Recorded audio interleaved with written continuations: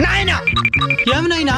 ఇంకా ఎన్ని రోజులు ఈ వంకాయలకు వస్తుంటావు? కాసిన రోజులకు వస్తానే ఉంటానా? నువ్వు ఇంక మీటి ఈ వంకాయలు కోయాల్సిన అవసరం లేదు నాయనా. ఏమి నాయనా బెండ చెట్లు పెట్టిస్తావా?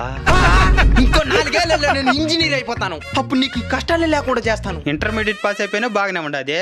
ఇంకో 4 ఏళ్ళు నువ్వు చదివి ఇంజనీర్ అవ్వాలంటే ఇంకో 4 ఏళ్ళు ఇదే పని చేయాలి నేను.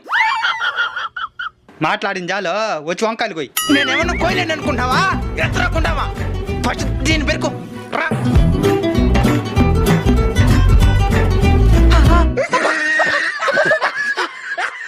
ఏమన్నా ఇంత దుర్దుగా ఉన్నదా?